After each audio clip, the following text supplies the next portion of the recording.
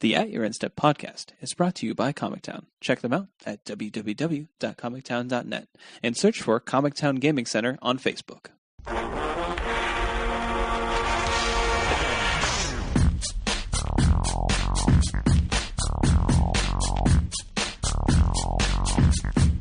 Hello, and welcome to At Your End Step. My name is Morgan, and I'm here with Dave. Hi. And Mike. Hello. And we have another fun-filled episode for you. It's probably going to be a short one, to be perfectly honest. Not a lot happened over the weekends. We have a pretty lackluster community segment, followed up by a bunch of GPs and the Open that happened. So I mean, that's probably good. Don't even bother listening. Just turn it off. I mean, there's some good stuff this week, but there is sort of a lull, as you can see the It's crazy. Like we're saying, the lull before the anticipation of the new set. Spoilers start next week. Yeah, it's insane. For what? Didn't we just do this? We did just do this. Yeah. Oh man, this is like candy. Hope you guys are ready for another 5-hour episode soon. So I bet we have at least one sweet dragon to tell you about by the time we cast next week. Probably. I swear, if the first spoiler isn't a dragon, they're doing it wrong. Yeah, I 100% agree. So let's get started with the community segment. Now, community segment's pretty interesting. Speaking of dragons, they're remastering Tempest for Magic Online. So the Tempest block, so it's Tempest, Exodus, and Stronghold. They're basically condensing it down from 621 total cards. Can we just stop there for a second? Think about old block structure. This block had 621 cards in it. That's a lot of cards. And they're condensing down to 269 cards in one set that is draftable, and it's going to be on Magic Online only. I think this is a pretty interesting thing that they can do specifically with Moto, and kind of gives it a reason to still exist as a incompetent program, basically. No, I have a question because I don't actually know this. Did they ever release Tempest as just a regular set on Moto? Yeah, okay, they did. I mean, Wasteland's in the format. Okay, right. So and they've had flashback drafts to Tempest. Right. Okay, I thought that they did, but I wasn't sure. I've never drafted it or anything. So. Neither have I. But speaking of Wasteland, that's kind of everyone's question. Is well, you're kind of remastering this, so does everything? What rarity level do you put Wasteland suddenly? Yeah, and, it'll probably be a rare. I would imagine that it could be a rare just for the sheer fact that they don't want to bottom out. If you don't know this, Wasteland was an uncommon. Correct. Yes. Yeah, sorry about that. Wasteland's uncommon in Tempest.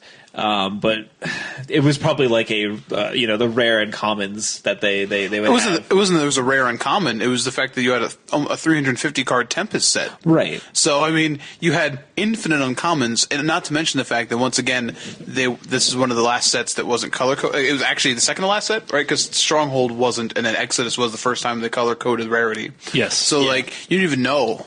The rarity. You could tell from the way the packs were set up, technically. Yeah. But at the same time, once you had a bunch of packs open, if you were just a random person opening packs, you wouldn't even know. Wasteland was just whatever. This is just some land here. Oh, the casual becomes a legacy staple. So, Yeah. Where we go? Because wasn't Rothy Dragon in that block? Oh yes, yeah. I just remember seeing the art of that card and being I want that card. That's a pretty sweet. Yeah, that was a very iconic card back when I first started playing. Cursed Scroll, man. Cursed Scroll, yeah. Ooh. Yeah. I can't imagine because I obviously wasn't playing competitively back then. It was mainly just casually because I was a kid. But I just don't want to think about if I ever opened any sort of that product back then and just casually opened Wastelands or any of that stuff. Oh, I'm sure I did that. I don't think I did. I hope I didn't. I don't remember ever seeing that card until I was oh, that's just a $1 billion card. Not really, but no, I'm pretty sure that and I can't quote myself on this, but I'm pretty sure that for whatever sweet casual decks, I needed some of those cool don't untap dual lands, townships and stuff like that. Rootwater Depths. I'm pretty sure I traded at least a Wasteland for some number of really bad, because they enter the battlefield tapped pain lands in that format too, like Caldara Lake or whatever. Yeah, so it's just Shivan Reef that comes into play tapped. Yes, and for no reason. Man, I need these. So I traded for it because they're enemy colors. So there for a long time, enemy colors had a huge drawback. Those were the first ones since the dual lands. I'm pretty sure. Well, you had the original pain lands, and you had the depletion lands have enemy colors, or were they the ones that you had a depletion counter on them after you tapped it? No, those were allied. Okay, so So I remember like trading for the sweet stuff. So I know that definitely at least had one wasteland that was traded for Vec Townships, among other things. Oh, man. So I'm really sorry to myself. Yeah, that's pretty bad. I mean, it would have exited, like, you sold your collection, like, after that anyway. Yeah, I did. So it would have already been gone. Who cares? It's probably true. Yeah. So I think what's interesting about this, and I was trying to like rack my brain on this, but when I read it, they said that they didn't say like Legacy Masters, right? But they were implying that this was a way to get Legacy staples to players. I'm trying to think like, so what do you have as Legacy? You have Wasteland, obviously. City of Traders. City Traders, okay. You have Mox Diamond. Okay, Yeah. Mox, that's on the pack, right? That they showed that on the art. Yeah, I'm sure that one will be a mythic, but Yeah, I'm that's sure. fine. I'm trying to think what else. Like, I guess like Dream Halls is a combo piece for certain decks. That was a Stronghold. But I was trying to think when they said like this will help Legacy players. I'm trying to think like when I think that block, there's certain cards for sure. But like I would feel like I don't know the collections they've done, the Masters editions have done a much better job of obviously being here's stuff for Legacy than this will. Obviously, this will be sweet to draft. And a little less pricey than something like Vintage Masters. Yeah, I like how they said basically they like cut all the chaff out too, because there's like so many unplayable cards in that block. Weird things in that block. Interesting. This is really meta because as a podcast, I guess we'll tell you to go listen to another podcast. But I know Morgan, you really like Drive to Work, and while I have a hard time with Rosewater's voice for an extended period of time. To ignore that. His Tempest one was really interesting because like that's where they really started to think about block structure because he was like, look at this set that has 1 million cards that have no cohesion in them, and it's like, hey, we have Shadow, and it's like, cool, where does Shadow go after that? Oh, don't worry about it. We're not going to put it in like Exodus or anything. It's cool. Like they don't make any sense. Like you could have if I just like took to a random player and showed them Visions, Weatherlight, Tempest, Stronghold, and Exodus and said, which 3 of these are on the block? They would probably just go, well, Weatherlight makes sense. That's the story they're telling, right? Like, you'd think so, but that's not it. Wonder if they're going to have the spikes in this. Oh, God. In this set. So, how hard is it to template Lycids on Moto? Like, they're pretty terrible, right? Probably. They do work, obviously, but I think this is pretty cool for them to do. I mean, they need to start giving Moto players some exclusive stuff still. Some incentive to stuff actually you can't play. do anywhere else because otherwise you may not have a reason to come back to this terrible program. I may do a few of these. There you go. There you go. Little It's nostalgia interesting. draft. Yeah, and it'll be interesting to see like old cards and new frames. Like that'll be weird. So I'll have to see what they do if they have like basic lands in the pack, so I can go get a bunch of the Tempest Mountains that I love in real life on Moto. Yeah, Right? Like that's where I have to be. Unfortunately, Mark Poole can't sign them. No, they haven't figured that part out yet. I never got to draft this set. I started playing right around when like Tempest was out and Stronghold was just about coming out. Yeah, I don't think I ever first drafted. started. I honestly didn't draft until I started going to like. Actually, I played casual so long that we didn't draft. You know what I mean? Yeah, the first time I started really like getting into draft was like once Mercadian Masks was out. So I remember the first Stronghold pack I ever opened because I played the rare card out of Forever. Portcullis, man, that card is insane. Card is insane. I remember the first tournament that I played in. I bought one of the Tempest, or it was like one of the Stronghold pre-constructed decks. It was the Tempest pre-constructed deck. It was the mono red one. Yeah. And then I just, after Stronghold came out, I was like, oh man, Fanning the Flames, buyback Fireball. Oh, this thing's insane. And I definitely killed somebody. Definitely killed somebody with my first match. That was when Kindle was printed too? Oh yeah. Oh man. Kindle was like the first accumulated knowledge style card, or the burst cards from Odyssey, where it's like it would do 2 damage and then it would check to see if there are other Kindles in the graveyard and do more damage. Like, I'm gonna play all the Kindles. Like, oh man. I also distinctly remember looking at Jackal for the first time and going, who would play this card? It hurts me. Oh, it hurts me now. It definitely just made me think of another card that is going to be in this that it'll be Legacy staple is Intuition. Oh man, okay, there we go. See, there we go. That's a good reason. And I remember 100%. that because my friend used to play an Intuition for Kindles deck. That's definitely the best thing you could be doing. Of course, value. I mean, why wouldn't you? So Meditate then would be in here as well, right? Yeah, I would imagine so. Okay, so for all of you who have never played Tempest and don't care at all, I'm really sorry. This is like, nostalgia's great. Yeah, we're getting nostalgic right now. Just talking about it. Yeah, there's reasons to be excited about this. So more on that when that comes down the pipeline. I'm not sure how they're going to like have a release of like cards or what's going to actually be in it. But it actually, do we have the release date for it? Yeah, May 6th. May 6th. And Awesome. it's going to be on Moto from May 6th to May 27th. And then it's going to go away, and then it'll come back at some point. Oh, yeah, they'll have flashback drafts. That's interesting to me. When is Modern Masters 2? Probably right around that time, right? Yeah, those were really Or close. is it at the end of May? I thought it was in the middle. I thought it was like May 16th or something like that. I thought it was when Las Vegas was. Well, they'll probably put Modern Masters on like Moto 2 once weeks, this rotates out. Yeah, 2 weeks. Okay, that makes sense. I was just like, it's felt like these dates were really close. Like, going to be constraining the wallets for the Moto players. Yeah. It's probably going to be a pretty good. If Tempest Remastered is good, then it'll probably be a pretty sweet time for Moto drafters. Like, Yeah. You just get to kind of roll sweet formats, which is going to be awesome. So, moving on, there was also another interesting article that came out today regarding Dragons of Darkir pre-release. As they've been doing for pre-releases, they're going to do something, kind of nifty, kind of special, called Takir Dragon Fury. And basically, what this is most of your LGSs will be getting a board that they will set up. And it kind of has people on it, basically. And as well as what looks like a 2 times points multiplier on here, and you get we've been getting in most every one of our pre-release packs that I'm sure you've probably just been like tossing somewhere. You get a special dice, a spin down, which they've trademarked, by the way. I don't know if anyone else noticed that. Oh, I did not it was know brought that. up. Yeah, it's a spin down TM, so it's definitely their word. And you get this, But actually, I would suggest actually looking at the dice. They actually all look really nice as compared to how they mostly look. Seeing as so they tried doing cool colors for like the Return to Ravnica, like they had guild colors that were sort of meshed, and then every set after like Dragon's Maze has all of a sudden just been like, here's a gray one, here's a green one, Yeah. here's a blue one. These It's like, actually whoa, look what the heck? Like, okay, really, really nice. And basically, you take this dice and you roll it on the board. You can roll it 2 times in between rounds of pre-release. 2 times total, but you can roll once, then play a round, and then roll again if you want. And then whatever your points are, from a range of 3 to 18, it looks like, you get prizes depending on what you roll, and as supplies last. So for 3 points you get a land, for 9 points you get a land and a common, for 12 points you get a land, common, and uncommon, and then for 18 points you get land, common, uncommon, and rare.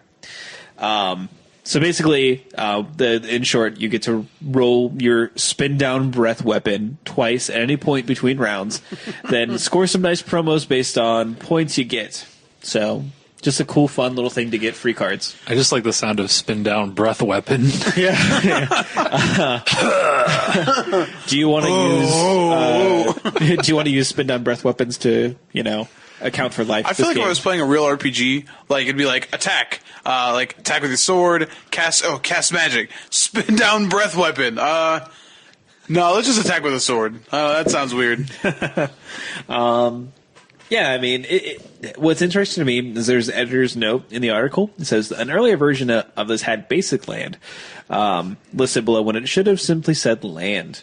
So do you think that's kind of a flub where like you're only going to be getting basic lands for this, or is there potentiality of them not being basic lands? I hope we get Dragon's Mazes.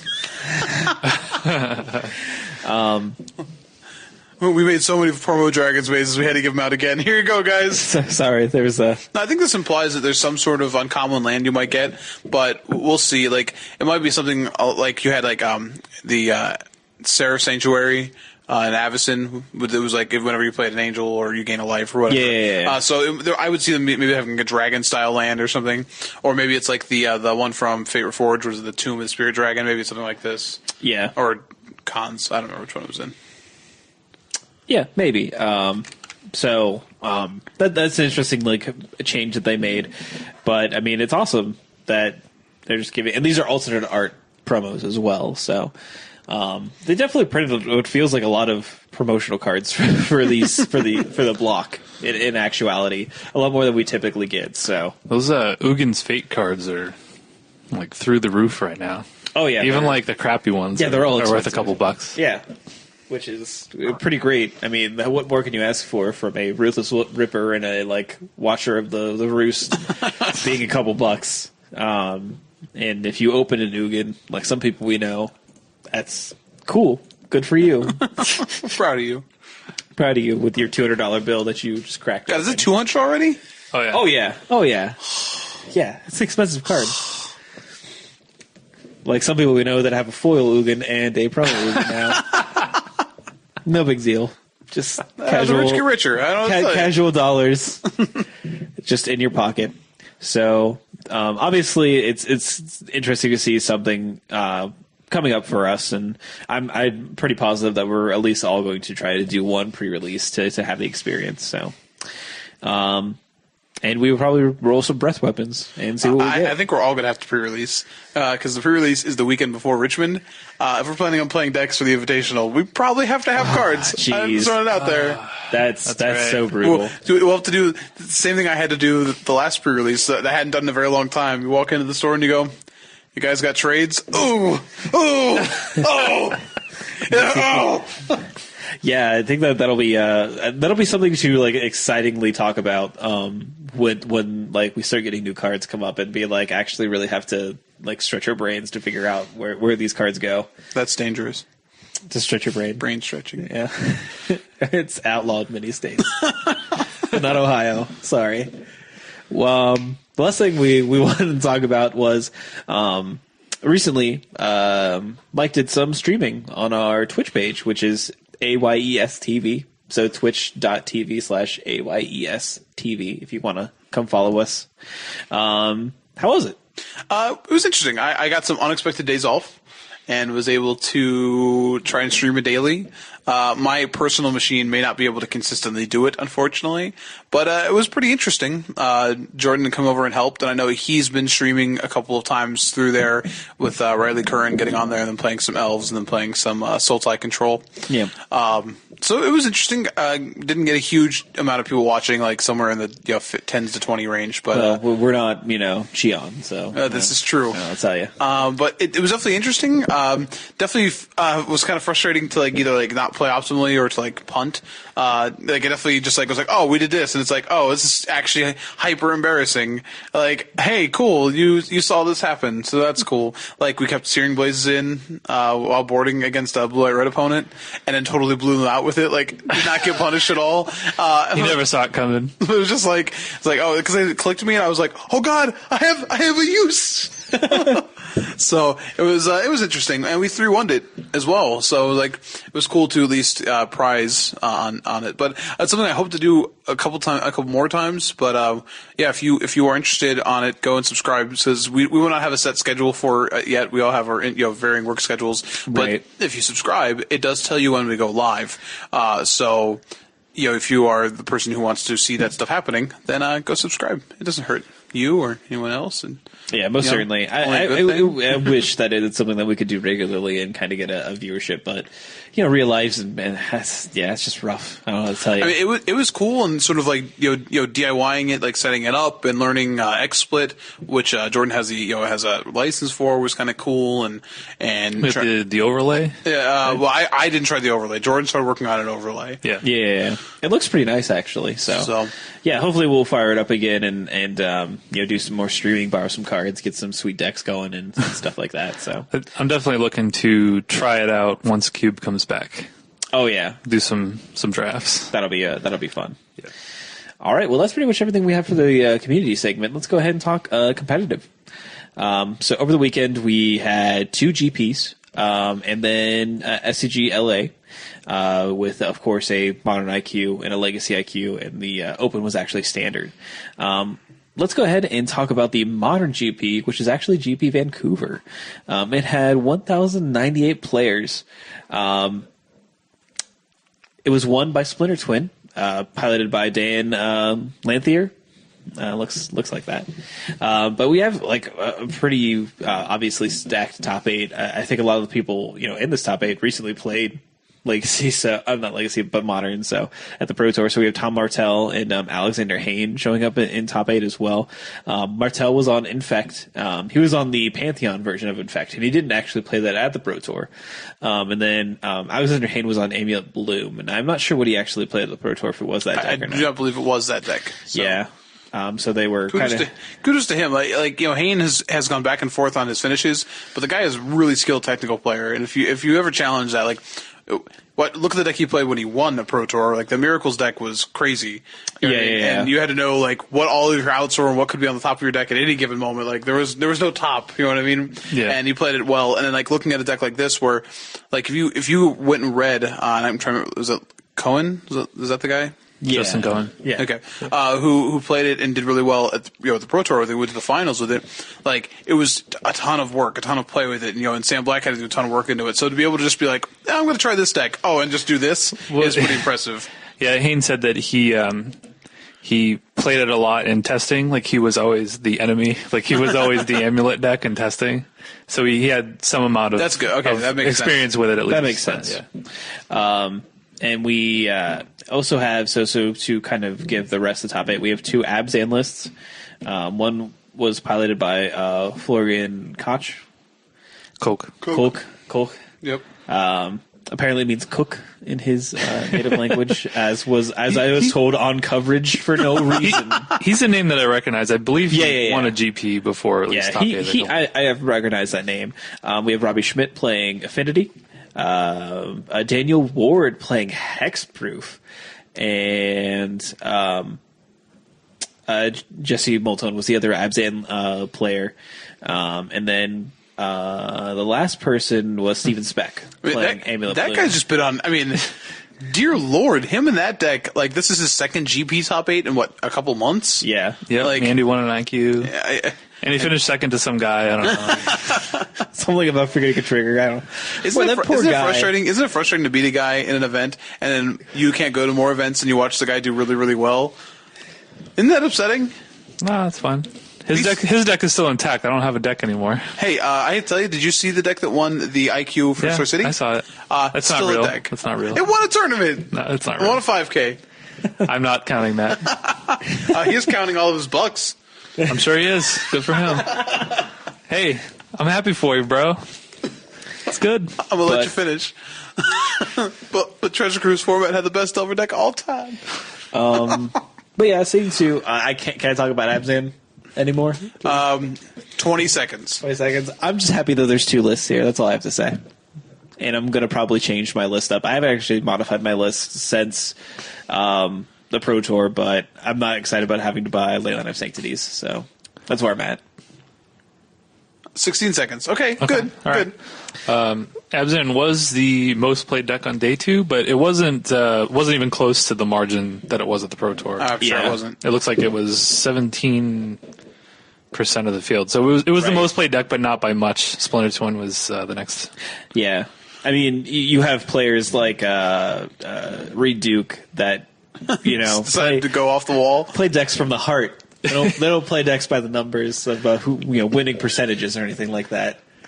Can that be his training VHS training tapes no less? It's like Reed Dukes, decks from the heart. He played Green Black Death Cloud, so look that up. I actually looked at the list. It's not really like it has Death Clouds in it, but it only has 2. Right. So it's more like just straight black green rock. Well, I mean, kinda, sorta. Like, it feels like to me that a lot of the cards work towards Death Cloud and being able to pull that off effectively. Yeah, right. But yeah, it was pretty interesting. It was a thing. So the metagame breakdown. Yeah. Before we get to that, I do want to give a shout out to Newmont, the Nummy that we mentioned before for getting 9th. Oh yeah. This is the first time. I was watching a stream today, and he's like, "Yeah, that was the first time that I played Modern in a competitive capacity in paper because he had done obviously trading on Moto a lot, but it was heartbreaking. I really wanted him to top 8 because watching his stream, he's always entertaining, and he's not he just is always there for his fans and stuff like that. And out of the streamers of this format, it really he's really just, I just wanted him to do well just because, like, you know, I had someone to root for in the format. And then Paul Cheon missed on Breakers as well, which is, if you follow the streaming community, is the father of Numat the Nami. Well, Numat missed on Breakers. Cheon was X3, so it was like... Cheon was top 16. Yeah. And then Pascal Manard and Sam Party were also top 16. Right. So you can go to the day 2 breakdown. No, and that's what you were talking about, Dave. Like, as far as the idea of Abzan not being as high, whenever you go to a bigger event like this, you also have like card availability being more of an issue. As like Pro Tour, anybody who wants to play Abzan is probably playing Abzan, right? But here, there's a lot of people who, if they were going to play Abzan, they can't get Goyfs and they can't get this and that. So, but I also was interesting. Like, did you see the number of players who played Amulet Bloom in Day 2? Yeah, I just saw that. Yeah, there were 2 of them. They both top-8'd. That's disgusting. Insane. That is insane. So, like, I was going to say, I wonder how many played in the tournament. This is just the Day 2 breakdown. Yeah, it's just Day 2. Yeah. So how many? There are more than 2 playing it. It's obviously popular. Right. But, like, look at what it takes to do well with it then. Like, yeah, you know what I mean? You need a skill level to of a high caliber to really do with it. We obviously know that Steven Speck has been playing that deck for a long time. Yeah, I mean, that's his deck. Yeah, that's what he plays. I'm sorry, go ahead. And we already talked about Alexander Haynes, playing it as the enemy and then like switching over, and him just being a very technical player in itself. It's not something you could just pick up and like be successful with. It's weird that this deck is getting like so much press as it has existed for quite a while. In all honesty, yeah. I mean, you had Matthias Hunt. Yeah, played the last Modern Pro Tour. Yeah, last Modern Pro Tour. And had a really good run with it, and then fell off Day 2. Yeah, but he was like X-1 going into Day 2, something like that. So like he did really well. Yeah, it's interesting. It's interesting to see like people come out against it, and like there was a lot of like vitriol that came out of this GP and like the modern format in general. And since the Pro Tour, people have been pretty vocal about like saying it's good or saying it's bad. Those articles last week between PV and Matt Sperling were hilarious and catty, and it was like old women like sipping tea and wasping each other, And Tom Martell had a pretty in-depth Twitter conversation with a bunch of people regarding like cards that should be banned in the format, like. It was there's definitely a lot of discussion about the modern format, which is a good and bad thing. Like, as people that play the format, I really can't say that banning cards is where you want to be in the format. I would much prefer unbanning of cards rather than banning them. A lot of the time, within reason. Sorry, Dave. Treasure Cruise and Dig Their Time. No, those aren't coming back. just too good. They're too good, but. It's interesting to see like where people are in regard to the format as a whole, especially pros. Pros seem to be quite like one side or another with the format. The pros who didn't do well at the Pro Tour definitely seem to be the ones who are the most against it. That sounds terrible. I'm not trying to insinuate that that's the only reason they'd complain about it. However, it has consistently felt that way to me. Like, I didn't do well at this because I can't figure this format out. It makes me mad. Well, great. Owen Turdenwald had an article come out today about his top 5 and then worst 5 formats of all time. The trolliest article ever. Yeah, he's not a big fan of Modern. He actually did well in this tournament, though. I think he was top 25 at least. I think he lost in the last round, but I don't know. I gotta say, I was kind of disappointed at the diversity. I thought there'd be more, like. Well, I was going to mention, I think there's a couple diamonds in the rough here in Day 2 that were kind of cool. The one thing I really like, there's like a white weenie deck that was sort of hilarious, which is like still essentially just like hate bears, but I do think at least one of them was playing the owl that was like the one the Pro Tour. Was it the oh god the Azorius one, the curse catcher, the sack. I'm trying to remember what it is. Judge's Familiar. Thank you. But multiple Pro Tour winner. Judge's Familiar. Correct. But White Green Tron came out of this. And I thought that was really interesting. It was essentially the same shell as the Red Green Tron. However, instead of trying to do things like play like Pyroclasm effects, it was playing Path to Exile instead, which was an interesting response to the way the metagame went. Like, okay, having a hard time with, Infect, or like one Primeval Titan. Yeah, you know what I mean? Then it makes a lot more sense to have like if you're going to have one slot for removal, either Pyroclasm or Path to Exile, you see that shift. And I thought, and there was two copies of that on for day 2, and I didn't. They only showed one list, so they went through and they gave you one example list for each of the archetype, which I thought was a really nifty way to do that. Yeah. But I do wonder if the two people came to this idea independently. Does that mean that people are actually testing the archetype, or was it like a group of people? But I thought that was like that's something sort of cool, and we'll get sort of swept under the rug because you look at like, well, it's just Abzan and Splitters. Well, I'm like, well, of course it is, because when you're going to a GP, brewing is dangerous. Like it's scary to do in a format where you can die in turn 4 or turn 2 if you're playing against Amulet. So yeah, but I like seeing things like this. Yeah. That's true. I mean, I don't know. I just had higher hopes. Like, it seemed like, watching the coverage, it was like Splinter Twin Mirrors, Splinter Twin against Abzan. I think they could have also worked a little bit harder, though, to put some different things on coverage. Yeah. I think they could play coverage is we won't even get into that discussion. No, guess what? Spoiler alert, coverage on both tournaments, still disgustingly bad. Yeah. Are you ready to go talk about Memphis now? Yeah, there was some weird audio issues for some of the coverage, and it was definitely not cool. I did want to bring up Tom Bertel's tweet. He said that I think they should ban Glistener Elf, Twin, Amulet, Grizzlebrand, Manamorphose, and maybe Goyf as well. I was like, was he trolling? Or? I have no idea, but there's definitely like a long list of actual like people talking to him back and forth, including Helene Bourgeot, that does get involved further down here. Yeah, it was. It's pretty insane. I'd like to actually sit down and go through all the comments here, but. I've seen the argument too, you're just going to pick each deck that does well and ban something and hope new archetypes come out? No, the same archetypes will exist with just different cards. Yeah. There was literally already, I played it in a modern tournament. There's already Goyfless Jund, or Goyfless Abzan. Like, it doesn't matter. You can play that. It exists. Yeah. Okay, now granted, it had Deathrite Shaman in it, so, I mean, that was... Wait, you do there. But, you know what I mean? But, like, you've already seen that you can have a deck that has, like, Voice Resurgence that is 2-drop and Scavenging Ooze, and they're not in Goyf, but it's like, oh, ban Goyf. It doesn't stop that deck from being good, and it shouldn't stop that deck from being good. I guess the thing for me is, it feels like after the bannings, and I guess Birthing Pod in particular... It's like, okay, so now Birthing Pod is gone, and it hasn't really opened the door for any new decks to kind of come in. Like, everybody thought that, like, okay, yeah, now that Birthing Pod is out of the format, all these other green decks can kind of rise up. It really hasn't seen that. We've just been like, okay, now we don't have Birthing Pod, but we still have all the other decks. On this podcast, what did we predict about the format? What was going to be the huge winner from those bannings? Abzan. And? Combo.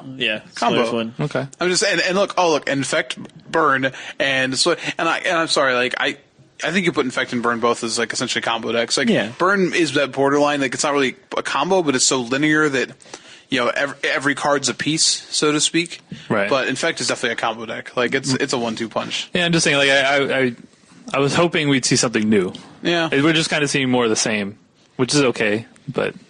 I mean, it's kind of boring. There's an argument just said, like, how new can you really get with modern in general? Like, what? Well, then it starts to feel like overextended, or what extended started looking like. Like, what archetype isn't already being explored? And if it is being explored, then it might just not be good enough. Well, I think the dearth of the blue-white-red decks is sort of surprising to me. The Geist deck, is not come back at all. Blue Red Control itself has not come back at all. Even Zoo. It was. There's about 3 copies of Naya Zoo on day 2, and that deck was doing fairly well going into the Pro Tour. Yeah. So I don't know. I don't know what it is. It's sad. I mean, this is just one tournament, so right. Maybe. And it's one tournament where most of the pros are going to be playing decks that did, they either played just 2 weeks ago or a deck that they saw do well that they thought they should have played 2 weeks ago. Right. Like the case of like Tom Martell. So I don't know. Yeah. Let's move on. Let's go ahead and take a look at GP Memphis. What should I hear? Yeah, that GP. Oh, I didn't hear that. The GP where they were holding the mic. Yeah. Okay, we are we are a podcast. All right, we have invested a decent amount into our equipment, but not a lot. We have mic stands, all right? We don't have to hold our mics when we're talking. If I picked up my mic like I am doing right now, I would feel like the strange. I would just be like, "Donka Shane." That's what I'd have to do. I'm actually going to podcast like this from the rest of the night. Just don't drop the mic. Yeah. If I get really excited, though, I might have to. Yeah. But like, how hard is it to have wireless mics or not or clip-on mics? I guess they broke. I don't know. I don't know what happened. Maybe they had to like split their resources between the two GPs. Because Wizards doesn't usually stream two GPs in the same week. Well, yeah, because it's so hard to do. Yeah. No, I'm just saying, like, It's exceptional. they may have had limited amount of equipment to use. Well, like, As was definitely a nice poor company hurting for money. They can't shell for this stuff. and definitely like it was BDM in Gertzen. Simon Gertzen and Simon, Jacob Van Simon Leeuwen. Gertzen. Gertzen definitely had a lapel mic or something. Like, he was not holding a mic while commentating. But anytime you saw BDM, he just mic in hand, man. I think they actually switched off because I know Van Leeuwen had a lapel mic and then switched over to the mic in hand. I don't know. Yeah, it was weird. It was super weird. Anyway, But between holding a mic and then doing the turbo matches, I really feel like they could have gotten like full on auction house style with it. Just be like, and the turbo match because we got we got some tablets, we got my old crosser, gotta go, become a mental, he's dead. All right, good. Sold to the man with the infect deck. except it's a standard, but it's all right. Whatever. Oh, yeah. Well, I guess Have you done that before? That was pretty good. yeah, No, I'm just really good at speaking quickly. and not making any sense. Well, I mean, all you gotta do is say a couple words that don't make sense. Everything else is just syllable sounds. So all you gotta do is syllable once. It's old. Cool. The event was won by Jack Fogle, Midwest player. Actually, I believe he's from Kentucky, but I've definitely seen him in tournaments locally here. And I think even he's pretty buddy with the guys up north, Musser and his crew and stuff like that. So I don't know. yeah. But he was playing Sultai Control. He defeated Ben Stark playing Red-White Aggro in the finals. Brad Nelson, Alex... say this. Magelton. Magelton, thank you. Once I hear it, I can say it. Alex Magelton, Chris Fennell, and Steve Rubin also top 8'd, all playing Abzan Control. The other two decks here, I'm going to... There was actually a fifth Abzan Control. A fifth, yeah, another Abzan Control list. What was the other deck? It was... it's right on the tip. Another white-red deck. Yep. So white-red Right. aggro. Yeah. That's what it was. So... Pretty interesting to see. Like, I feel like this is just like a weird Gerard Fabiano deck that like just kept going. It's just like, oh, okay. Sultai is the real deal. I think so. From what I saw, and I don't know if just not a lot of people play the deck, or it does seem to be somewhat difficult to play. Like, you do need to get some practice in with it. But every time I see it on camera, it's just like destroying people. So the problem with it, and honestly, like, you could say the same about Blue Black. You could probably actively watch Blue Black through a tournament, and the games you saw were like, oh man, their opponent had no chance. But much like Blue Black, it has a really hard time. Like, it has more win conditions, but like Cure is not a sturdy win condition. You know what I mean? Like, and I see most people trying to like tick it up. Ashiok is not a sturdy win condition. It's great against some decks, terrible in mirrors. You know what I mean? You just have like, so you can just sit back. Like I know playing tokens against that deck, all I know is I have to make sure that I can kill them through an Ugin. That's the only card I care about. That's all it ever comes down to. So the deck is structured well and sits well, but I think it suffers from what we already talked about in this format. So many of the cards are so powerful by themselves that you can have a really, I mean, this is a beautiful control deck, I think. You talk about the tuned version that is no longer running things like Feed the Clan in the sideboard. No Rakshasa secret. But you know what I mean? Like, as it gets more and more tuned, it's got. I mean, when you see this deck play out, like, yeah, it looks like it's destroying people. But just like the blue black deck, it can look like it's destroying somebody and then just die. It just lose. To like preface this with, like, I played against Blue Black Control tonight. We went and did like a little standard tournament, and like just resolved Stormbreath Dragon and then just dead. Just killed him. Had no answer to it. I will say, though, this deck has a lot of advantages over something like Blue-Black, because this also runs Sultai Charm, which is another answer to Stormbreath. Don't get me wrong. This is a much better deck than Blue-Black Control. 100%. Okay? But I'm just saying, you can see them lose similar games to the one that Blue-Black Control loses to as well. Yeah, I get that. But yeah, I mean, it actually worked out really well for Jack Fogel, because the deck seemed to have a really good Abzan Control matchup. Oh, yeah. And it was just that's all he played against. Control list. You dig through time. So dig through time. You talk about so Abzan Control is trying to get its card advantage through Abzan Charm and through its Courser and its creatures. Breathe the Bones. I mean, Read the Bones, oh man, for 3 mana, I get to look at up to 4 cards and I get some selection. And it's well, most of the time for 2 mana, I get to look at 7 cards and pick 2 of them, and I don't lose 2 life. It's that's cute. And it really is, though, because then, look at game 1. How does Abzan Control ever beat Sultai Control in game 1 when Abzan has to draw things like Bile Blight, and Sultai can decide what it's going to draw by the end of the game? It seems just like child's play. He definitely had some favorable matchups. There's definitely he played against Brad Nelson in the semis, and Brad Nelson had to use. He obviously had no targets for it other than a Seta Wayfinder in game 1, so he definitely targeted his own Siege Rhino in response to a Garruk killing it, so he didn't gain that as much life. Yeah. That was the best use he could come up with Bile Blade. It's this is just a joke. Yeah. Now, but this kind of been this bit. That's always been the story. The blue control deck is always better than the control deck without blue in it. That's just throughout Magic's history. That's always been the case. That whole last format I was playing, the Boros deck. Against the other mid-range decks, I can navigate board states however I wanted to. But once she threw a Sphinx's Revelation at me, they got then I was all right, this is a little worse, because you can't when you're playing Absent Control is great to play against other mid-range decks, even the red-white deck, because you can just manipulate your resources so much better. But then the blue deck comes along exactly, and it's just no. It's step aside, son. I'll show you how it's done here. Let Papa teach you what's going down here. Kind of the story of the tournament, though, is going to be, the 5 Abzan Control lists that are in top 8. And these are all, Steve Rubin, Dan Musser, week 1. Beige Rhino. Yeah. Beige Rhino deck. Yeah, exactly. This deck is definitely super prominent, and it's probably one of the best decks in Standard. That one that I think is going to be the top of the gauntlet, regardless of where you start with this format. Is, can I beat this deck, and then going from there.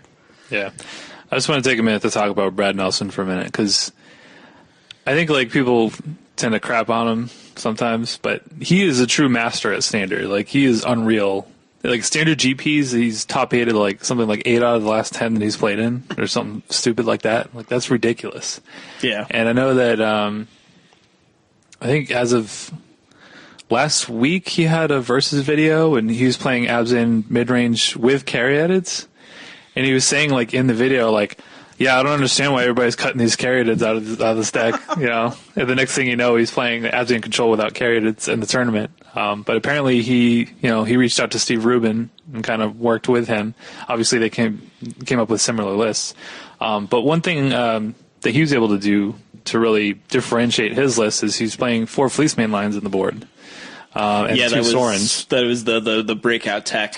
Right. Was the Fleecemane Lion sideboard for right. all the red-white decks that cut their lightning strikes. Yeah, that's exactly why they play it, because everybody lightning strikes otherwise are just completely dead against that. Right. It doesn't do anything. Yeah. So that's a nice piece of tech. Yeah, and if you're playing red-white, then you have Chain of the Rocks, but you really want to save those for something like their Siege Rhinos when they play those, or Tasker or what have you, and then they just play a turn 2 Lion, and you're well, I guess that's probably good at monsters. Yeah, I mean, now that the cat's out of the bag, you might see red-white still leaving some lightning strikes. Yeah, I get it. That's funny. I enjoy it. It's a cat joke. I enjoy that. But you definitely saw Ben Stark. I believe he played against Brad Nelson day 1 and lost because of the Fleecemane lines, essentially. Yeah. And then he didn't lose another match to Abzan Control the rest of the tournament. Right. He played against it like 4 more times. He's like, I know what you're doing here. Yeah, and that's supposed to be a favorable matchup for Abzan. Okay, now I want to talk about this a little bit. Can we switch over to Ben Stark's list then? Sure. Yeah, let's talk about So this. Ben Stark's, we classified as red-white aggro, but it's very different from the list that we're running around. So his creature suite is it's 4 Seekers, 4 Idolmaster, and 4 Soulfire Grandmasters. That's it. No dragons. He went much smaller, and he went back to 4 Hordling Outbursts, 4 Wild Slash, 4 Stoke, 3 Lightning Strike, 1 Stance, 4 Outpost Siege, and 4 Chain to the Rocks. Now, what's interesting, now granted, I have not been a huge fan of Soulfire Grandmaster. I'm still not a huge fan of Soulfire Grandmaster, but at least in this sense, it makes sense because his Outpost Sieges, he's not trying to hit a bunch of haymakers. Most of the red-white aggro decks are hoping to see, like, man, the best thing they want to do is flip over a Stormbite Dragon off of their Outpost Siege. But what he wants to do is actively be able to cast both spells he hits. So if he hits one off his Outpost Siege and then draws a spell for turn, more than likely, he can cast both of them in the same turn. So this is, to me, this deck feels more like the tokens deck that I've been playing than it does like the other red-white aggro decks.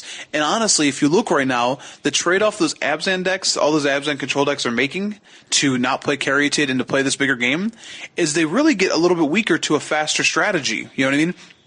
They want to be able to set up. So when the red-white deck is playing, Ash Cloud Phoenixes and then Stormbreath Dragons, like Dragons is still very good against them, but they have time to find answers. These decks are putting pressure on them. And we saw in the open, and we'll talk about this, but we saw in the open, Mono Red Aggro playing a bit of a resurgence. It showed up on camera a bunch day one as people are trying to punch through here. So if Abzan Control and Sultai Control are the top of the heap, yes, you have cards like Drown in Sorrow, but if game one is almost going to be to an average draw against Mono Red, it's going to be lights out because Siege Rhino is very good, but Hammerhead or something similar makes us just go, oh, I don't care. Yeah. So I like this idea of getting smaller. This list is interesting to me. I don't think I could bring myself to sleeve 4 Soulfire Grandmasters in a list. I don't know if I could do it. Even me as a huge red-white X player, sleeving up Soulmasters, Soulfire Grandmasters. Yeah. that card is.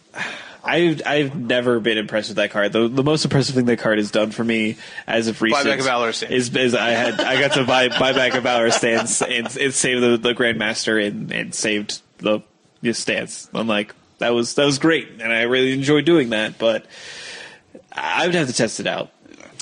Yeah, I'm not a big fan of that guy either. However, in this deck, you can almost look at it as like an alternate late game option. Oh yeah, like he doesn't have Stormbreath Dragon, so alternatively he can buy back Lightning Strikes or something once he gets to 6 mana. I guess the one thing that's really interesting is his playing 4 Hordling Outbursts because how many Hordling Outbursts were you playing? In red-white, you still play 4. Okay, you're still playing 4 all the time. Yeah. Okay, well, this list just seems like it's more dedicated to you could just sit back with your Outpost Siege and then be like, all right, let's tap my 3 Goblin tokens and my Soulfire Grandmaster, stoke you.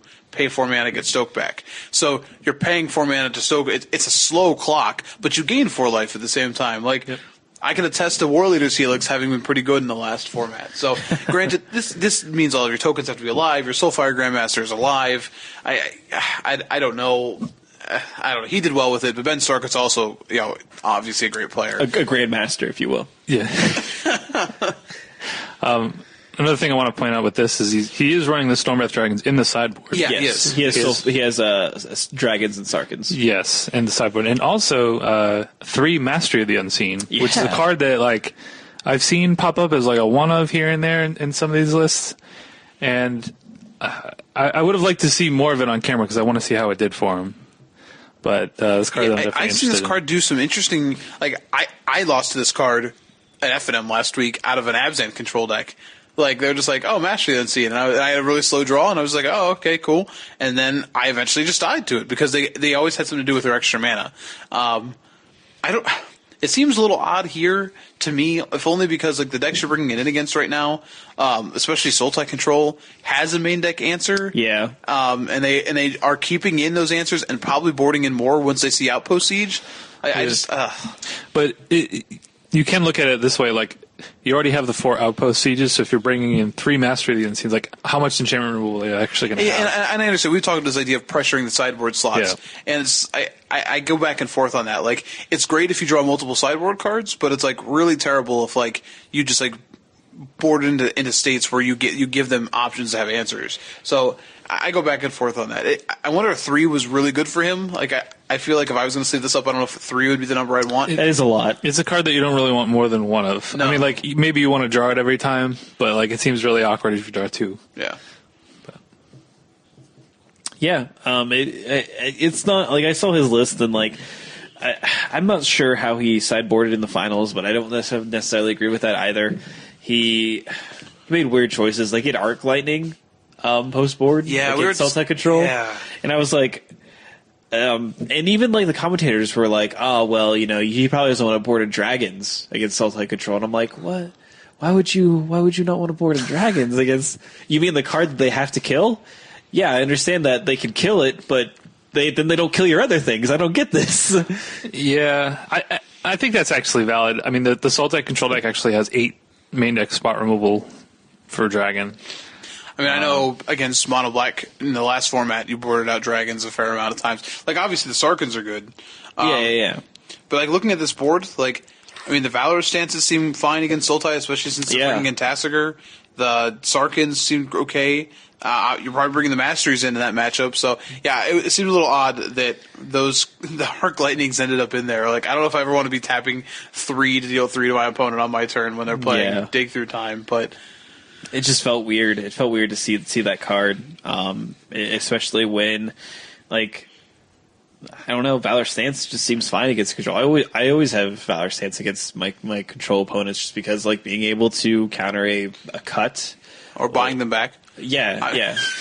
Or like keeping a creature around after a Wrath is huge. A lot of times in that matchup, because I feel a lot of the times, like, versus control, like they need things to go exactly their way. Yeah, or they stumble really hard. They're very weak to strong tempo plays. Yes.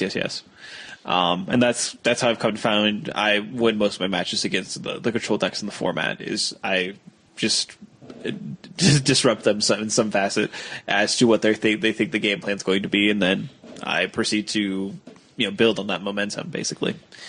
But this is sort of the doldrums, and I'm almost kind of happy that we're going to getting a new big set coming soon, because hopefully that'll shake up things. I do think that standard. I was listening to the top level podcast, I believe what it's called, with Patrick Chapin and Flores, and they were saying that Flores was trying to make a point that standard kind of has a little bit of flavor of modern, in being that there are a bunch of different archetypes, and you can play the top archetype or the 10th best archetype, and they're both valid choices. But he was saying that the sideboard cards can't compare, and I thought that was a pretty good comparison. I think standard is really settling in now. Clearly, I believe I have the breakdown here. Hold on. Yeah, I'm checking that as well. White-red aggro was the most played deck on day 2, and I believe it was also the most played day 2 in the Star City Open. It was a little surprising. Jeskai was actually the second most played. And you can't. They just put Jeskai in, and I was trying to look here. Like, that could mean Jeskai tokens. Okay, or Jeskai aggro. No, they did separate Jeskai Heroic as its own deck. Okay, but it's so like to me that's tokens, that's burn, that's mid range. You know what I mean? Okay, so yeah, that's fair. But I think we already talked about how Mantis Rider gets a lot better when you see the Devotion decks doing well last week, and you saw this Devotion decks just get crushed this weekend. Like, so I think it's interesting to see how quickly, like, you know what I mean, like. Yeah, you look at the Red Green Midrange had, or Red Green Devotion had. It was the fourth most played deck, right? In day 2, but it didn't seem to do well at all. But granted, Jeskai didn't top 8 either, so right. And I thought that Abzan Control would be a good choice to fight those decks. I mean, they have main deck and hostilities, and can bring in more things out of the board. How about this stat? Abzan Control, there were 10 on day 2, and 5 of them made top 8. Yeah, no joke. That I don't know if that's what's more impressive, that or the 2 Amulet Bloom decks making top 8. I mean, when you take a look at the actual players of the top 8, they're all, Yeah, the ones that did top 8 with the deck, though, are also just, like, either been playing the deck for a while, yeah, or just insane. masters. Yeah. But it does seem like Sultai Control might be, a pretty good direction to go in this next week if you're worried about fighting Abs. Because I've just seen it at FNM. We saw it tonight, that little event where you had the Abzan player is holding Heroes Downfalls and End Hostilities, and the Sultai player, is just like, able to counter key spells. So it's like, oh, cool, I'm going to counter all your Planeswalkers. I'm going to make you actually answer mine with your other spells. And it's like, it just doesn't seem like it's even close. Yeah. I will say, if you're interested in watching a really good match of Magic, go back and watch Brad Nelson against Jack Fogle semifinals. It was really super well played match, and you can kind of see some of the skill of Standard in that. There was like a lot of Standard's not a skill format. there was a lot of back and forth, a lot of sequencing. It was like really interesting to watch. Like Brad Nelson, I thought like played really, really well. It just wasn't in the cards for him that match, but he did everything that he needed to do to win the match. It just sometimes you lose. And on that point, and I didn't see that match, and I honestly probably will go watch it. I don't normally, but that's something I would like to see. I was really impressed. I think the one thing that in this format that people just talk about, like formats, be like, well, I can look. I'm going to take what some of you had said, Dave, about someone saying like that you could look at your opening 7 of the 2 players and decide who's the winner, right? Which is like, if you go back, like there's a great Futurama joke about 2 robots playing chess, and they stare at the chessboard, and then the one guy goes, "Mate, in 326 moves," or something like it's something I've seen too, where like there's, and he's just like, "Darn it, I lost again." And it's like, what? Like, so I think the one thing, like a skill that gets pushed away so often, and I know I've talked about you, like Morgan and I have talked about this a bunch, is like sequencing is so huge. Like just playing, like having played tokens, like the order you play your spells, when you want to do them, how you sequence your lands, so you know what you have, like. It is information overload. And these formats where you have scry lands, you have fetch lands, you have coursers looking at these lands, you know what I mean? Like it isn't, you can sit there and say, oh, well, yeah, it's really easy. Play the land on top with Courser. Pay attention. There's a number of times where they don't want to play the land off top for Courser, which is a loss. You have to leverage the loss in value you're doing that by your ability to sequence your spells correctly. And most players can't make that decision correctly. Yeah, I mean, there were even things, like Brad Nelson was doing things as far as, like he could have, I don't remember exactly what it was, but I think it was a Siege Rhino or something like that. Like he could have played a Siege Rhino, and he just chose not to play it. And it's like, why would he do that? And he waited like a turn or two until Fogel had like 4 cards in his graveyard and 4 lands in play. Then he played the Siege Rhino. It's like, okay, now I'm going to give you the choice. Do you want to play a dig through time at the end of the turn, or are you going to spend your mana, killing my guy? And it's just like small things like that all add up. Right. And that's something that, like, I don't think a lot of people think about. I think you're just like, oh, Siege Rhino, I'll just jam this on turn 4. Yeah. Sadly, that's good enough most of the time. Right, exactly. Right. But, I mean, I'm just like any other card. Like, just run my Courser out there. Right. Just do whatever. There is some skill and there is some play to the Standard format. So yeah, 100%. Especially with, like, powerful instant speed spells like Dig Through Time and stuff like that. Like, actually being invested in and thinking through what you're going to be doing at a reasonable pace is valuable, and it's not just as mindless as a lot of people tend to make it out to be. A lot of like format haters tend to be pretty negative on Standard as a whole in general. A lot of the times, not necessarily this particular format, but just a lot of times they think that Legacy or Modern has superiority over Standard, and it's just I find that to be unfounded. I think it's just fun learning to do well in these formats, learning to play. Yes. I was I remember it was that last 5K at the end of the last format, and playing Boros or whatever. But I remember a game because Elliot was there. We were discussing it, and it was against the blue white deck, and like I had a Chandra that I like had to resolve for me to have any chance of winning the game, but there's no way I could play it. You play this game now where it's like, if we played a match tonight, Morgan and I did, where like we both have like Wild Slashes and Lightning Strikes in our deck. So the person who decides to tap out and play like Seeker or tap out and play like Rabblemaster in turn 3 may actually lose the game there because you will lose so much tempo.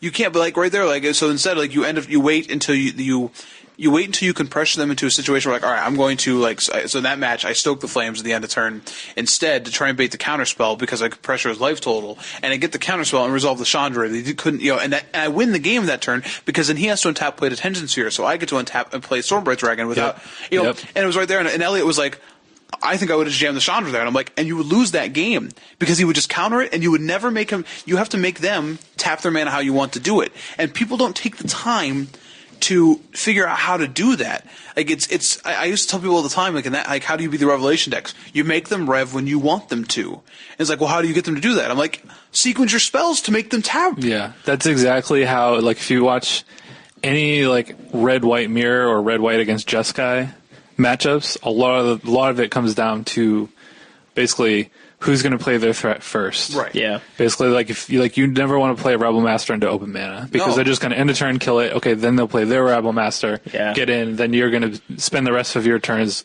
sorcery speed removing their threats. And it's a huge deal, and that's why being able to play 2 spells in a turn in this format, going back to Ben Stark's list. So I think when you talk about how this format looks or how I would say if you think this format is really easy or it's boring, then you haven't invested any time in it. Mm-hmm. You know what I mean? And if you don't want to, that's fine.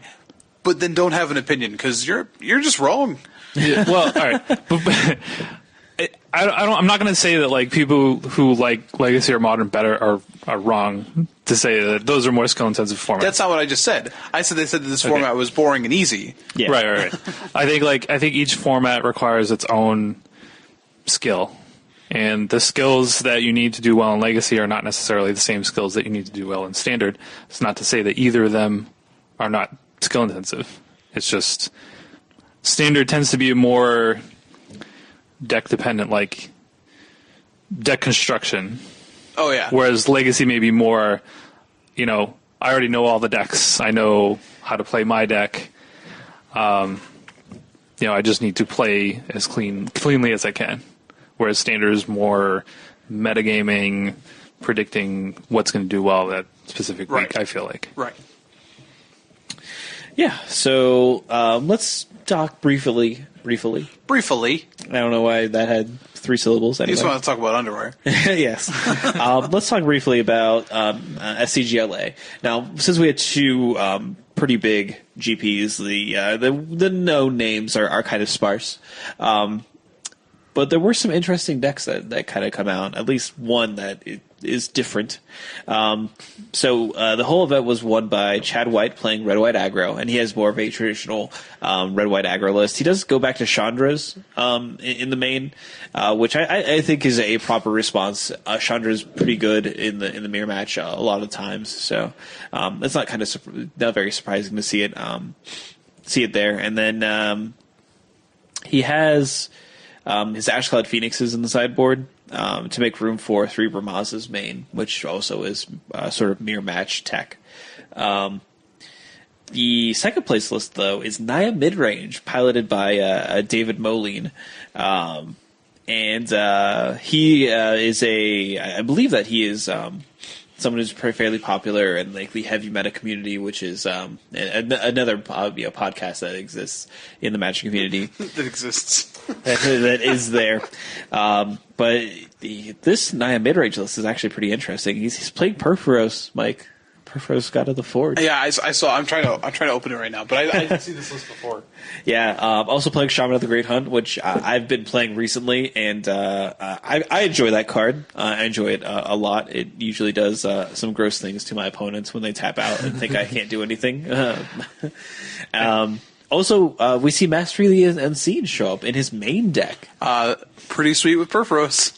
Certainly is. I would like to make a 2/2 and deal 2 to you every turn, please.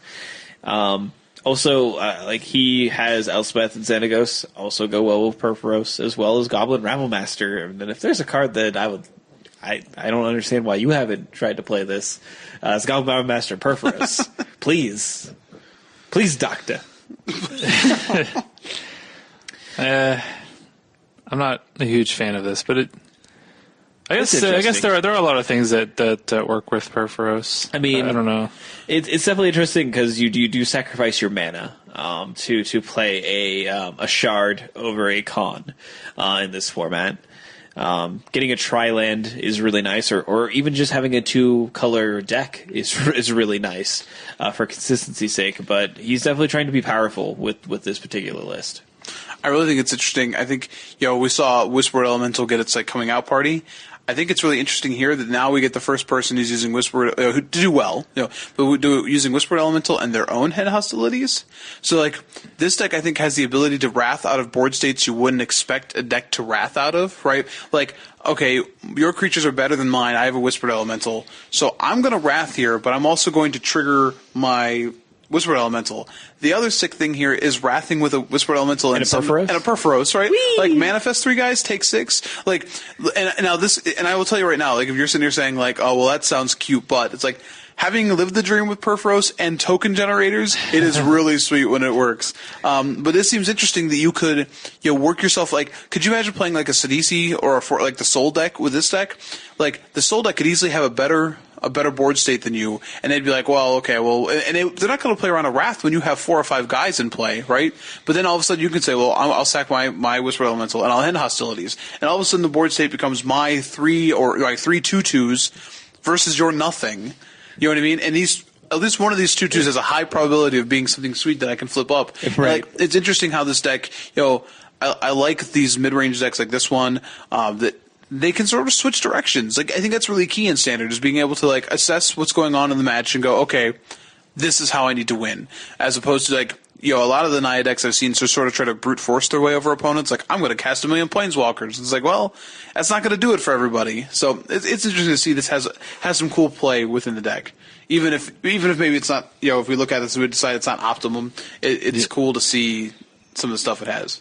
Yeah, and speaking of Naya, I know Craig Westco played I don't know how similar the list was, but I know he was playing a Naya deck at the GP as well. So that might be something that, becomes more of a part of the metagame. Yeah. I don't know what the matchups are like against Red, White, or Abzan, but I'd imagine if either of those is favorable, it's got to be a contender. Yeah.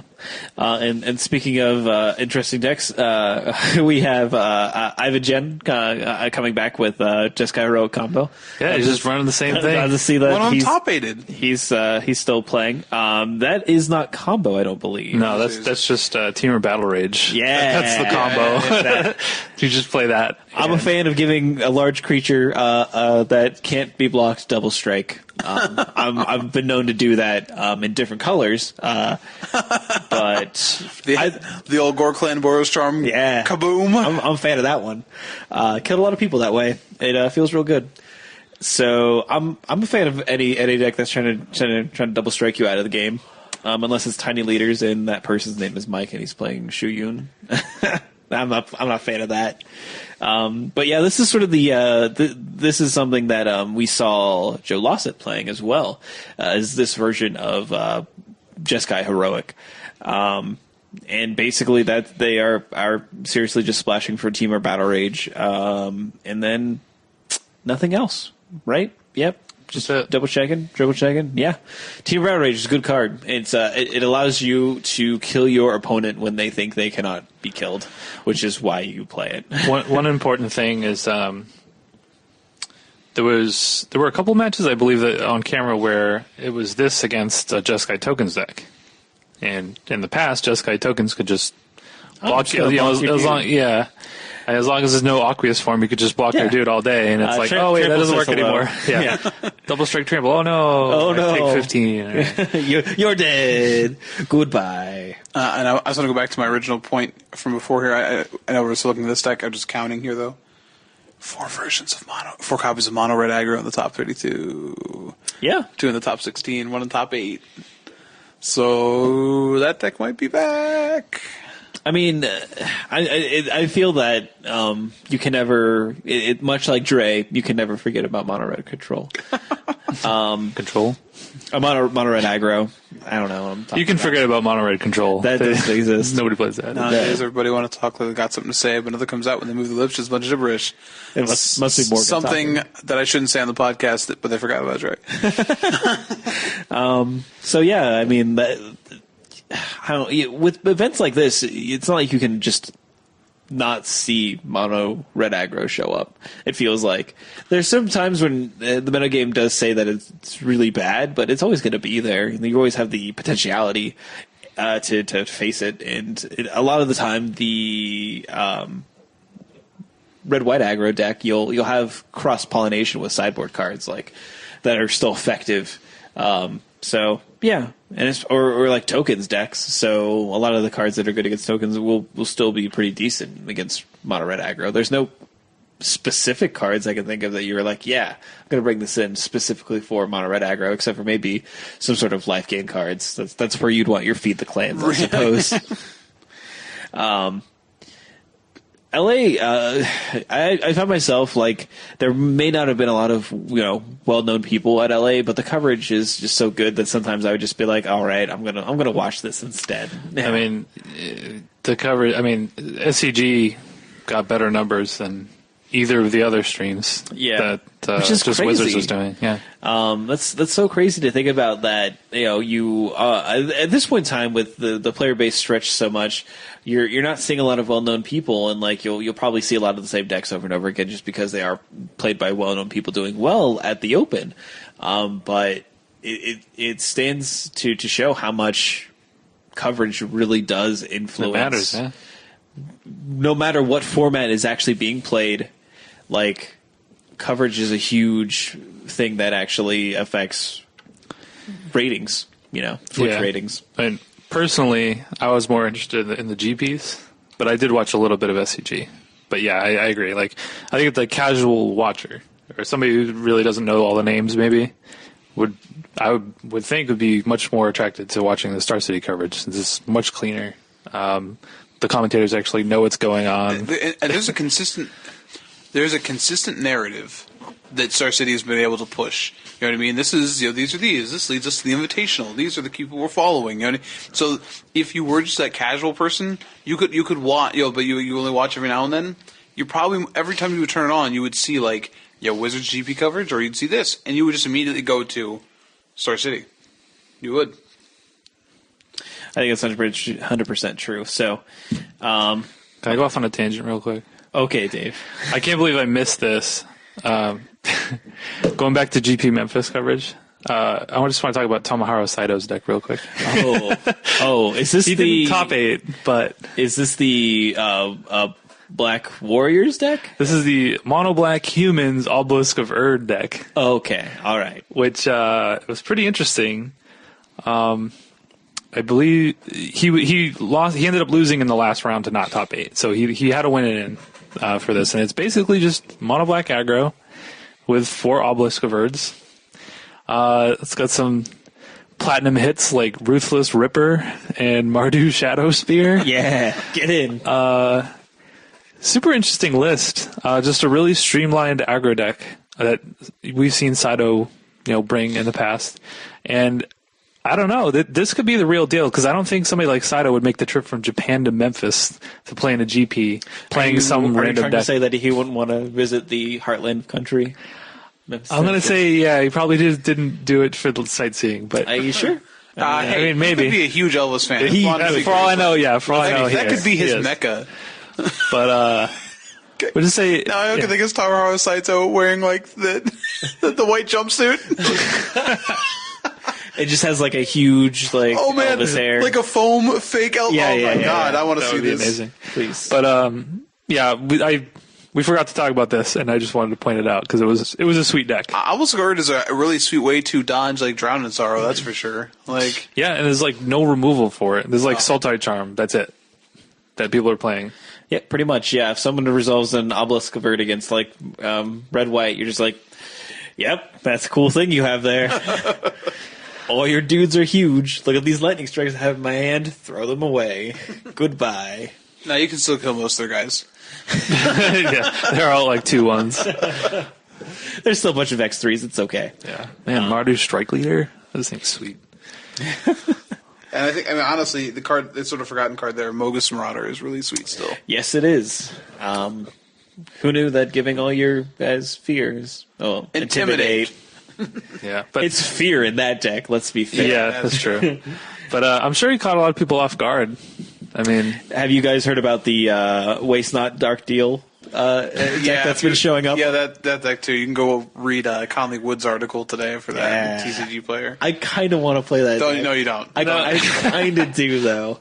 Morgan, you're doing so good. You started playing blue cards. You're starting to win. Come on, keep playing blue cards. No, I don't want to play it. I would just like to go to an FNM and just play it and just see. I just want to be like Waste Not in the Dark Deal and just be like bloop, bloop, bloop, bloop. I do love the fact that the way he set up his deck, he can play Rochester's Secrets and then delve into Tassiger's Cruelty in the same turn. I mean, come on! It's just it's so cool. It's like turn 4 if you have a couple of fetches. Just like discard 4, I guess. I hope you didn't play anything yet. Like, it does seem like it would obviously just like die really hard to the aggro decks, but some of the control decks like probably can't beat like that much discard. Like, really, or like oh, did you just dig through time? Cool, Dark Deal. Yeah. It doesn't make it good, okay? It doesn't. Please, I understand. Don't misinterpret. I'm not saying that it's good. It just seems like it'd be kind of fun. So let's touch briefly on the IQs. Dave, Blue Red Delver.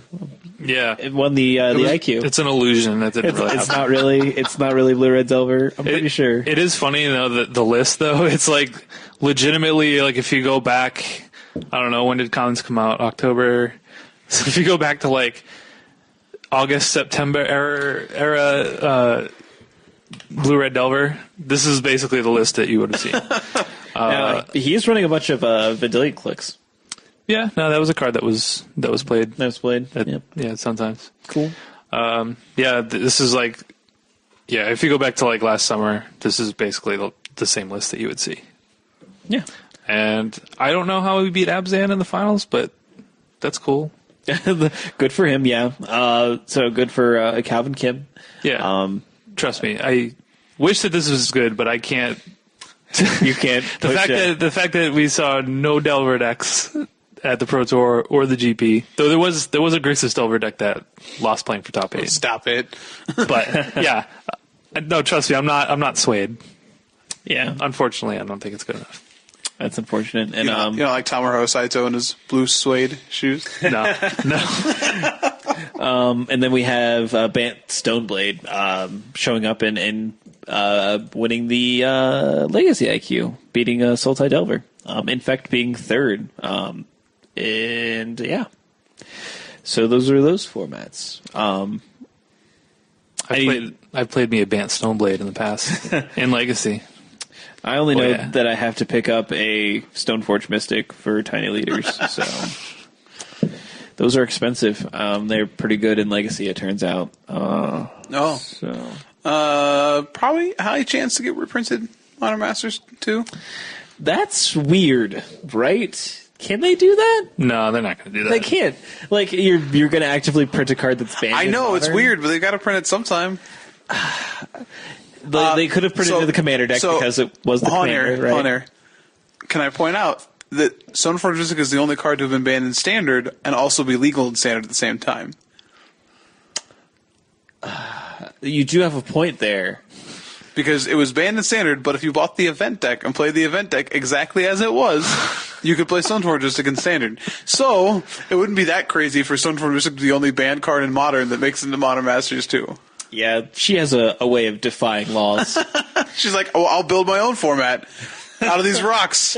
Let's put swords in them. I don't care. Yeah, no, I just can't. I can't get behind it. But this deck's pretty cool, in all honesty. If you want to take a look at an interesting list that has potential in Legacy that may not be seen a lot of the time. My interest is piqued. I need to find a Legacy deck. Oh yeah, the Invitational. Yeah. I think we all do most of the time. Nope. And I know what I'm playing. Well, I'm pretty much priced into playing Jund, which is still pretty good. So, man, this deck has Jace. It does have Jace the Mind Sculptor. I could play Jace again. You could play Jace. Oh, dear I'm Lord. so excited. He's got all like little kid giggly. Oh, that's one of the board too. Oh boy. Oh boy. Oh, somebody. All right, yeah, I'm in. I'm in. I can't say that I don't. I do like the deck. You got some Night of the Reliquaries. I enjoy that card. I don't understand why that card just doesn't see a lot of play in Modern. In all honesty. Seems like it'd be pretty good. There's a reason that I can't think of right now.